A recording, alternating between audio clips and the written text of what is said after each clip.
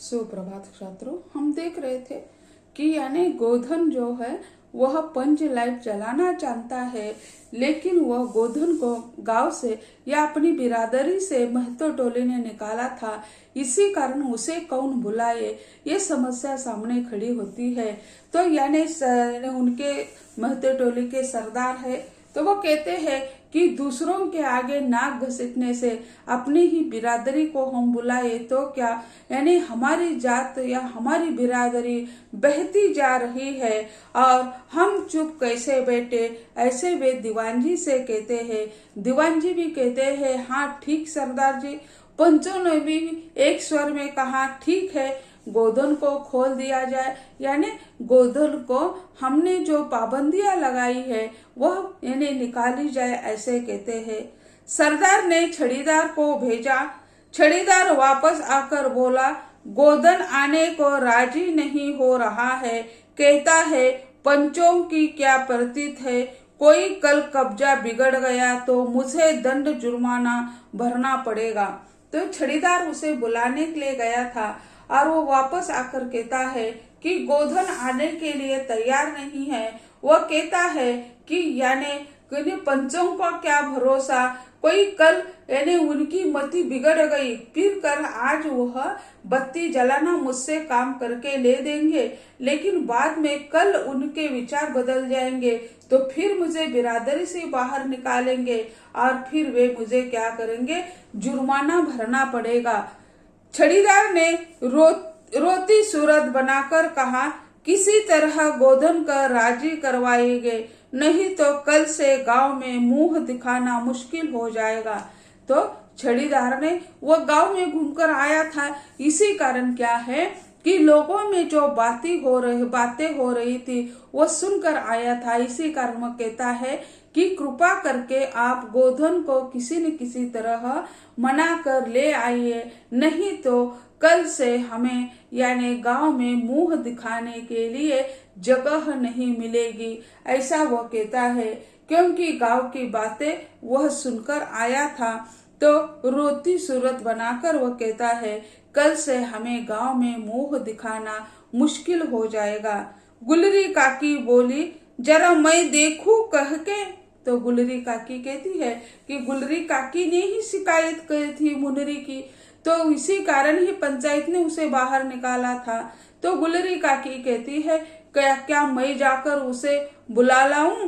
तो गुलरी काकी उठकर गोधन के झोपड़े की ओर गई और गोधन को मना लाई। यानी गोधन जहाँ रहता था वहीं पे गुलरी काकी चली जाती है और जिस झोपड़ी में वह रहता है वही गुलरी काकी पहुंच गई और वे मनवा लाई। वह यानी उसे राजी कर देती है और घर ले आती है। सभी के चेहरे पर नई आशा की रोशनी चमकी। गोधन चुपचाप पंचलेट में तेल भरने लगा। सरदार की स्त्री ने पूजा की सामग्री के पास चक्कर काटती हुई बिल्ली को भगाया। यानी गुलरी काकी उसे मनाती है, लेकर आती है, तो वह अपना चुपचाप काम करने लगता है, आता है। इसमें जो किरोसिन लाया था वो उसमें भर देता है और पंचलाइट सरदार की स्त्री जो है वो पूजा की थाली लेकर आई थी, तो वो पूजा तो हो नहीं गई थी, क्योंकि वह पंचलाइट जलनी चाहिए, उसके बाद पूजा करनी चाहिए। तो पंचलाइट जलाने वाला ही नहीं था, किसी को ये उसकी जो क्रिया जो है करनी है वो किस तरह ये पता नहीं था। इसी कारण सरदार की पत्नी भी दुखी थी, तो वो पूजा की सामग्री के पास एक बिल्ली आई थी, उसे भगाती है। कीर्तन मंडली का मुलगैन मूर्छल के बालों को संवारने लगे। गोधन ने पूछा, स्पिरिट कहाँ है, बिना स्पिरिट के कैसे चलेगा? तो सभी जो नाटक मंडली या जैसे कीर्तन मंडली जो है उन्हें लगा कि अब हमारा जो है काम करना है, इसी कारण वे क्या कर देते हैं, यानी बाल वगैरह संवारने लगते हैं। और उसी समय वह कहता है कि स्पिरिट यानी स्पिरिट कहाँ है उसे जलाने के लिए, स्पिरिट के सिवा यह बत्ती जलती नहीं है। तो फिर कहते हैं लोग, लो मजा, अब यह दूसरा बखेड़ा खड़ा हुआ। तो फिर कहते हैं एक समस्या उसे जलाने वाला लेकर आए। अब उसे जलाने के लिए क्या क्या लगता है ये उन्हें पता नहीं था। तो फिर कहते हैं अब दूसरी समस्या खड़ी हो गई। सभी ने मन ही मन सरदार, दीवान और पंचों की बुद्धि पर अविश्वास प्रकट किया। बिन बूझे समझे काम करते हैं ये लोग। उपस्थित जन समूह में फिर मायूसी छा गई। तो यह पंच लाने वाले जो लोग हैं उन पर यानी क्या कर देते हैं, सभी यानी उसमें सरदार हो, दीवान हो, पंच हो, उनकी बुद्धि पर अविश्वास प्रकट करने लगे हैं। क्योंकि अगर नहीं होती पंच लाइट तो ठीक, पंच लाइट ले आए लेकिन उसके जलाने के लिए क्या क्या लगता है, कैसी जलानी है, ये उन्होंने कुछ पूछा नहीं था। अब क्या हो गए, सभी फिर यानी चुप हो गए। स्पिरिट नहीं है तो बत्ती जला नहीं सकती। लेकिन गोधन बड़ा होशियार लड़का है, बिना स्पिरिट के ही पंच लाइट जलाएगा। थोड़ा गरी का तेल लगा दो। मुनरी दौड़कर गई और एक मलसी गरी का तेल ले आई। गोधन पंच लाइट में पंप देने लगा। यानी फिर क्या है, वो कहते हैं थोड़ा सा गरी का तेल लगाओ, यानी जैसे मिट्टी का तेल हम कहते हैं वो जल्दी चलता है, या घी होता है वो चलता है। तो मुनरी जाकर दौड़ते दौड़ते चली गई और वह तेल लेकर आ गई। और वह जो मुनरी लेकर आई तो उसको उस बाती को लगा दिया तेल, और फिर यानी जो है गोधन उसे पंप मारने लगा, यानी उसमें हवा भरने लगा। पंच लाइट की रोशनी थैली में धीरे धीरे रोशनी आने लगी। यानी बीच में एक छोटी सी थैली होती है, पारदर्शक होती है, सारी जगह यानी उसे वो प्रकाश चला जाता है। वो रोशनी धीरे धीरे आने लगी। गोधन कभी मुंह से फूंकता, कभी पंच लाइट की चाबी घुमाता, यानी उसे फूंक मारकर धुआं जो है वो बाहर निकालने की कोशिश करता है। कभी उसकी चाबी जो हवा जो है वो कम कर देता है। थोड़ी देर के बाद पंच लाइट से सनसनाहट की आवाज निकलने लगी और रोशनी बढ़ने लगी। लोगों के दिल का मैल दूर हो गया। गोधन बड़ा काबिल लड़का है। इसके बाद वह जमकर जलने लगी वह पंच लाइट। और फिर यानी सभी लोग जो है उसके मन में जो आशंका थी कि गांव के लोगों के सामने, शहर के लोगों के सामने क्या कहे, पंच लाइट लाई लेकिन जलाने नहीं आई, और फिर यानी उसके लिए क्या क्या लगता है ये भी उन्हें पता नहीं है। तो फिर लोगों को लगता है कि यह गोधन जो है वो काम का लड़का है, बहुत होशियार है, हमने उसे गांव से निकाल दिया है।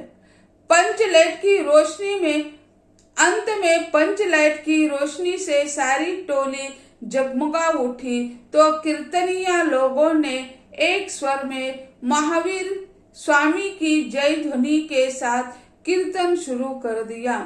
यानी अंत में वो पंच लाइट जो है जल चुके और सभी लोग जो है वह यानी महावीर की जय जयकार लगाकर यानी कीर्तन शुरू कर देते हैं।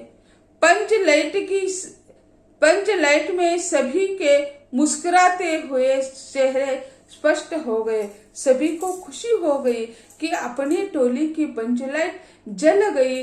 अब इसके बाद कोई समारोह होगा तो उसमें यह पंच लाइट होगी और सभी जगह रात में प्रकाश ही प्रकाश होगा। तो ऐसे वे यानी सभी के चेहरे जो है वो हंसते हुए यानी इस पंच लाइट में दिखाई देने लगे। गोधन ने सबका दिल जीत लिया। मुन्नरी ने हसत भरी निगाह से गोधन की ओर देखा। यानी सभी ने गोधन का दिल जीत लिया।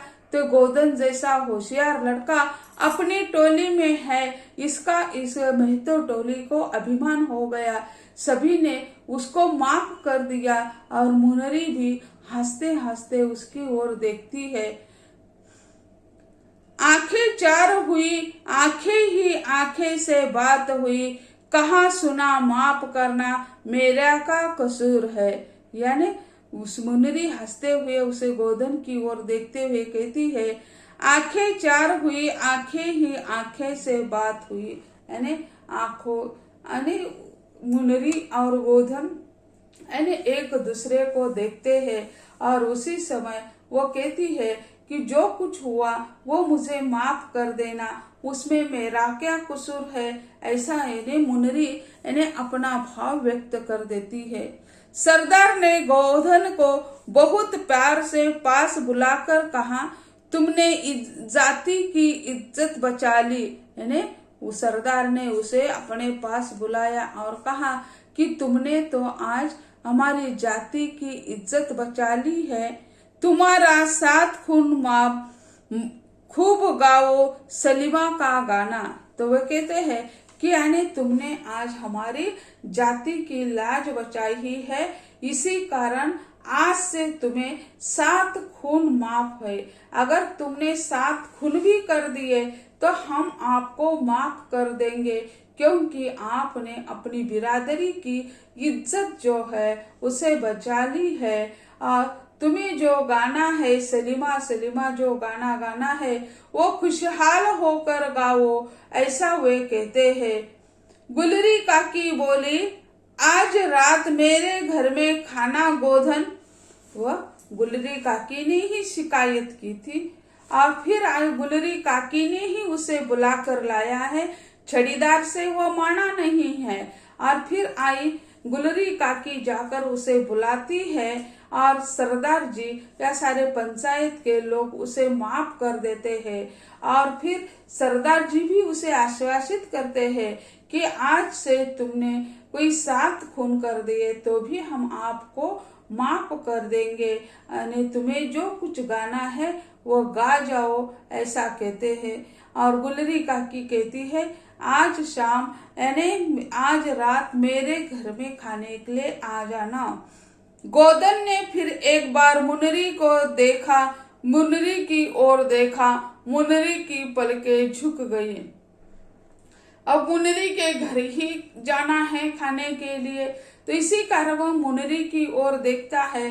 तो उसी समय मुनरी शर्म के मारे अपनी आंखें यानी जमीन पर गड़ा देती है, क्योंकि यानी उसके मन में जो भाव था वह स्पष्ट रूप से दिखाई देता है। कीर्तनिया लोगों ने एक कीर्तन समाप्त कर जय ध्वनि की, जय हो। पंचलाइट के प्रकाश में पेड़ पौधों का पशा पशा पुलकित हो रहा था। कीर्तन लोग करने वाले जो लोग हैं वह उनकी ध्वनि जो है जय हो वो जोर जोर से गा रहे थे। और पंचलाइट के प्रकाश में यानी वहाँ के जो पेड़ पौधे हैं यानी जो पेड़ के नीचे बैठकर ही यह कीर्तन कर देते हैं। उसी समय बड़े हॉल वगैरह कहाँ के होते हैं, तो चौराहे में ये जो पेड़ होते हैं बड़े बड़े पीपल के वृक्ष होते हैं, वड़ के वृक्ष होते हैं, वहाँ बैठकर लोग क्या है ये कीर्तन कर देते हैं। दोपहर धूप से बचने के लिए भी वही जाते हैं और शाम को यानी बैठने के लिए एक जगह चाहिए, इसी कारण वहां जाकर लोग बैठ जाते हैं। तो वहां के जो पेड़ है तो उस पेड़ की एक न एक शाखा उन्हें दिखाई दे रही थी। तो ऐसे ही पंचलाइट यह जो कहानी है रेणु जी की आंचलिक कहानी है, प्रादेशिक कहानी है। तो प्रादेशिक जो परंपरा है, रीति रिवाज है या पद्धतियां है, तो उसका वर्णन इस कहानी में कर दिया है। तो यह जो गांव है, छोटा सा गांव है, इसमें 8 जातियां है। महतो टोली ये उसकी एक टोली है, ब्राह्मण टोली है, तो अलग अलग टोलियां है। और हर एक टोली के पास यानी समारोह के लिए जो साधन लगते हैं, जाजम लगते हैं या जैसे कोई बर्तन लगते हैं, तो हर एक समाज के होते हैं। और यहाँ यानी महतो टोली के पास लालटेन नहीं थी यानी पंच लाइट नहीं थी, इसी कारण उन्होंने पंच लाइट लाई, लेकिन उसे जलाने की प्रविधि जो है उन्हें पता नहीं थी। तो यह समस्या जो है उस समस्या का समाधान करने वाला गोधन जो है वह महतो टोली का एक बिगड़ा हुआ लड़का है, लेकिन यह बिगड़ा हुआ लड़का ही उसकी लज्जा या उसकी लाज बचाने के लिए आगे आ जाता है। तो छात्रों, आज हम यही कहते हैं, अगले लेक्चर में इस पर किस तरह MCQ आ जाएंगे इसके बारे में हम चर्चा करेंगे। आज यही कहते हैं, धन्यवाद।